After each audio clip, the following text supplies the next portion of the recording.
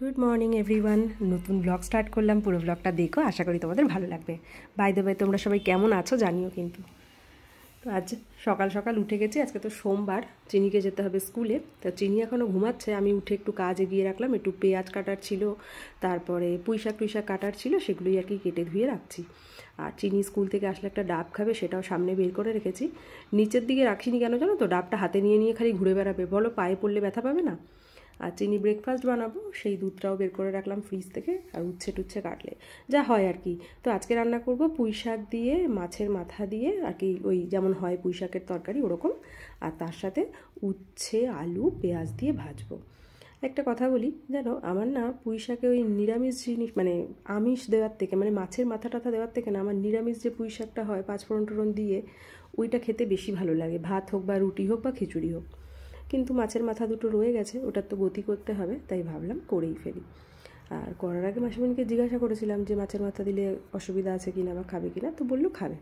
তবে মাসিমণি মাছ মাংস তো একদমই খায় না, মাছও খুব একটা পছন্দ করে না, তা করেন না আর কি। তো ওই জন্যই না আমাদের দেখবে এখন আমরা খালি ভেজই খেয়ে যাচ্ছি, মানে ওই ডিম এরকমই জিনিসই খেয়ে যাচ্ছি বা বাটাবাটি। তবে চিংড়ি মাছ ভালোবাসেন, তো ওই জন্য কোনো ভর্তা টর্তা করলে তাতে চিংড়ি মাছ অ্যাড করে দিচ্ছি। এমনিই খাওয়া দাওয়া খুব কম, ওই যেটুকু যা খায় আর কি। তো চিনি রানী রেডি হয়ে গেছে, রেডি হয়ে গেলে তাকে ঘরে রাখা যায় না।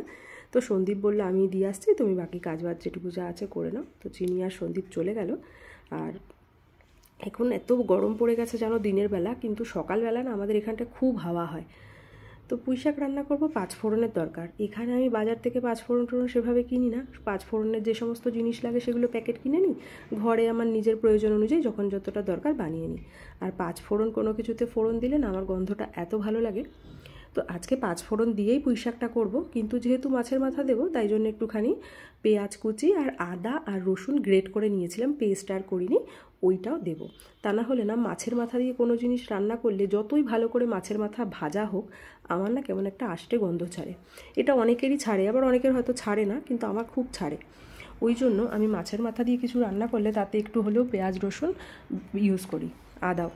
আর এদিকে মাছের মাথাটাকে ভালো করে ভাজতে দিয়ে দিয়েছি, ছোটো কড়াইটাতেই ভাজছি যাতে ভালো করে ভেজে যায়, ভাজা হয়ে গেলে ভেঙে দেবো। তো এদিকে আমার প্রায় পুঁইশাকটা রান্না হয়ে গেছে, একটু নুন মিষ্টি স্বাদের জন্য দিয়ে দিলাম। আর বেগুন আলাদা করেই ভেজে রাখি, কী বলো তো, বেগুনটা যদি প্রথমে ভেজে ওর সাথে শাকের সাথে রান্নাতে থাকি না, একদম কেমন ঘ্যাটা ঘ্যাটা টাইপের হয়ে যায়। তো ওই জন্য বেগুনটা আমি লাস্টে দিই, একটু গোটা গোটা থাকলে ভালো লাগে। তার সাথে মাছের মাথাটাও ভেঙে দিয়ে দিলাম। আর লাস্টে তো আমি পুঁইশাকে ম্যান্ডেটরি একটা আলাদা ফোড়ন দিই, ফোড়নটা বলতে কি ওই তেলের উপর পাঁচফোড়ন গরম করে সেটা দিই, তাহলে কি হয় গন্ধটা অনেকক্ষণ লাস্ট করে আর খুব ভালো লাগে খেতে। তো রান্নাবান্না হয়ে গেছে, উচ্ছে আলু ভাজা আর এদিকে পুঁইশাক, সমস্ত রান্নাঘর পরিষ্কার করে নিয়েছি, তাড়াতাড়ি হয়ে গেছিলো বলে। এই জায়গাটা আমি বলি তো, যেদিন যেদিন একটু তাড়াতাড়ি রান্নার কাজবাজ হয়ে যায় ভালো করে পুছে নিই। তো ভালো করে সমস্ত পুছে নিয়েছি, একটু গাছের জায়গা টায়গা চেঞ্জ করেছি, সব কিছুই কাজ টাজ হয়ে গেছে। আর এইখানে উপরে ওই দেখো ফেয়ারিটাকে রেখেছি বলে না সন্দীপ কি খচানো খচাচ্ছে, বলছে ভ্যাম্পায়ার গাছে বসে রয়েছে এইসব বলছে।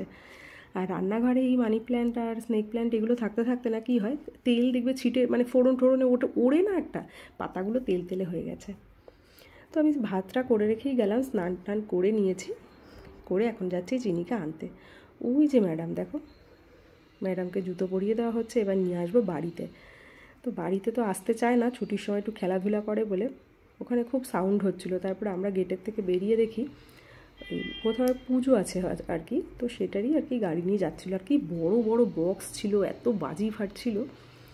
তো আমি আর চিনি আমাকে জড়িয়ে ধরে দাঁড়িয়েছিল, আমরা একটু দাঁড়িয়ে গেলাম, কিছুটা গাড়ি না প্রথমে ভেবেছিলাম সোজা যাবে, ওই জন্য দাঁড়িয়ে গেছিলাম। যদি ভাবতাম যে সাইড দিয়ে ঢুকে যাবে তাহলে আমরা চলেই আসতাম, কারণ হেভি সাউন্ড হচ্ছিল। তো এইসব করে টোরে তো আর এসে ব্লগ করিনি, খাওয়া দাওয়া করলাম, ঘুমালাম। দাকসুরা চলে এসছে। তো চিনি তো দরজা খুলে বিকালবেলায় দাকসুও ডেকেছে, আর চিনিও বেরিয়ে গেছে, খেলাধুলা করছে, ঘর থেকে তো বেরোয় না সেরকম একটা, স্কুল ছাড়া। দেখো সন্দীপকে বলেছিলাম চুল কাটতে, আবার ইচ্ছা করে আমাকে ওরকম দেখাচ্ছে, জানে আমি রেগে যাবো। আর এই হচ্ছে স্মাইলি, ও ঠাম্মার কোলে কিছু একটা খাচ্ছে। চিনি দুধ খাওয়ার টাইম হয়ে গেছে, চিনি ঘরে আসবে না, তো সন্দীপকে ওইভাবে তুলে নিয়ে চলে এসছে। তবে ঝুটি টুটি বেঁধে দিয়েছি, দেখো দাকসুর থেকে কি একটা নিয়ে এসে মুখে দিচ্ছে। ওর পাপা আজকে বলেছে একটা চুল বেঁধে দাও, তাই পাপার আবদারেই একটা চুল বেঁধেছি। তোমাদের সাথে একটা ঘটনা শেয়ার করি। যেদিন আমার শাশুড়ি মা হায়দ্রাবাদে এসেছিলেন, সেই দিন রাত্রিবেলায় আমাদের কাছে একটা ফোন আসে। তখনও শাশুড়ি মা জানেন না যে কী ঘটনা ঘটেছে। তো শাশুড়ি মার কাছে একটা ব্যাগ ছিল যেটার মধ্যে সমস্ত কিছু আর কি, Aadhaar card, PAN card, voter ID card, উনি তো রিটায়ার্ড পারসন, ওনার পেনশনের জিনিসপত্র ছিল, এটিএম কার্ডটা ছিল না খালি। তো ট্রেনে না কখন ওইটা যেন হাত থেকে পড়ে গেছে। তো বাড়িতে এসে তো খেয়াল টেয়াল নেই, চা খেয়েছি, আমরা বাজারে গেছি, সব কিছু করেছি। রাত্রিবেলায় যে ট্রেনের টেকনিশিয়ান উনি হয়তো কিছু চেক করতে গিয়ে ওখান থেকে পেয়েছিলেন, ফোন করেছিলেন, করে বলেছিলেন যে উনি কোরিয়ার করে দেবে। তো সন্দীপ ওনাকে টাকাও দিয়ে দিয়েছিল। এই সমস্ত করে না, উনিও তো ব্যস্ত থাকেন, ট্রেনের টেকনিশিয়ান বলে কথা।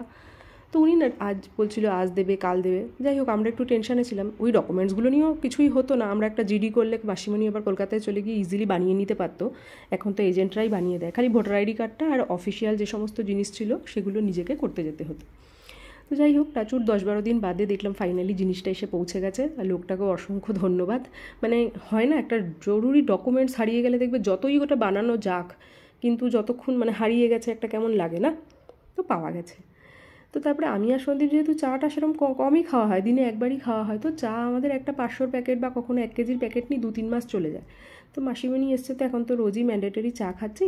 আর আমি টাটা টি গোল্ড কিনি। তো কালকে চা শেষ হয়ে গেছিলো বলে সন্দীপ সামনের দোকান থেকে টাটা জেমিনি বলে একটা চা আছে, এইগুলোকে সিটিসি চা বলে, দেখবে একদম ডাস্ট টাইপের চা, ওই চা নিয়ে এসছে।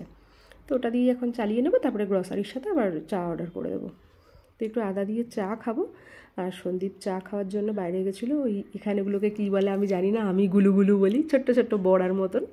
তো ওইগুলো নিয়ে এসছে। তো বলেছিলাম বেশি আনতে না, কারণ সন্ধেবেলায় মাসিমণি কিছু খেলে রাত্রিরে আর ভাত খেতে পারে না। তো ওই কারণে বলেছিলাম একটাই প্লেট আনতে। তো ওগুলি একটু বেড়ে নিচ্ছি। তো আমরা এখন চা খাবো, চিনির খাওয়া দাওয়া তো হয়েই গেছে। তারপরে চিনি একটু খেলাধুলা যেমন করবে। আর দাক্ষুরাও এসছে, তো মাঝে মাঝে চিনি এখন অনেক দিন দাক্ষুকে দেখে না, তো দাক্ষুদের ঘরে চলে যাচ্ছে।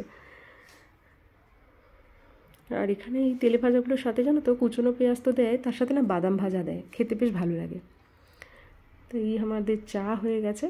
চাটা খেতে খারাপ না, বাট আমি যেহেতু একটুখানি লাল চা ম্যাক্সিমাম টাইম খাওয়া হয়, তো একটু বড় দানা বা পাতাওয়ালা চা হলে ভালো হয়। কিন্তু এই চাটা না একদম ছোট্ট ছোট্ট পাতা, মানে একদম গুড়ি গুড়ি, সেই ডাস্ট চার মতন। তো বেড়ে নিয়েছি। এই যে বাদামগুলো দেখো সুন্দর তেলে ভাজা, একদম কটকট করে, বেশ ভালো লাগে খেতে। তো এই সমস্ত করে টোরে বসেই ছিলাম, সেরকম তো কোনো কাজ নেই, কারণ রান্নাবান্না তো রয়েছেই, খালি একটুখানি ডাল করলেই হয়ে যাবে, কারণ দুপুরে রান্না যা আছে তার সাথে একটু ডাল সিদ্ধ করলেই হয়ে যাবে। আর এই পেঁয়াজ দিয়ে মুসুরির ডাল সিদ্ধটা আমরা সবাই খেতে খুব ভালোবাসি। তো চিনিকেও ভাবলাম ভাত যখন দেবো একটু ফ্রেশ ডালই করে নিই। তো চিনির জন্য একটা অমলেট করলাম। ওর অমলেটে আর রাত্রিবেলায় পেঁয়াজ লঙ্কা টঙ্কা দিইনি, খালি একটু ব্ল্যাক পেপার আর নুন দিয়ে খালি একটা অমলেট করে দিয়েছি, আর ডাল। তো আগে চিনিকে খাইয়ে নিই, চিনির খাওয়া হয়ে গেলে দেন আমরা খাবো। আমরা তো সন্ধ্যেবেলা একটু তেলে ভাজা টাজা খেয়েছি, একটুই খেয়েছি, তাই জন্য একটুখানি দেরি করছি, যে একটু দেরি করেই খাবো, অসুবিধা কিছু নেই। এই হচ্ছে ডাল। আর ডালটা আমি এখন ম্যাক্সিমাম টাইম কুকারেই দিই। এমনি সিদ্ধ করলে টেস্ট একটু বেশি ভালো লাগে, মানে এমনি কড়াইতে বা বাটিতে করে সিদ্ধ করলে। কুকারে দিই কি সময় বাঁচে, গ্যাস বাঁচে, এই আর কি। যাই হোক, ব্লগটা শেষ করি। তোমাদের কেমন লাগলো জানিও। সবাই কিন্তু খুব ভালো থেকো।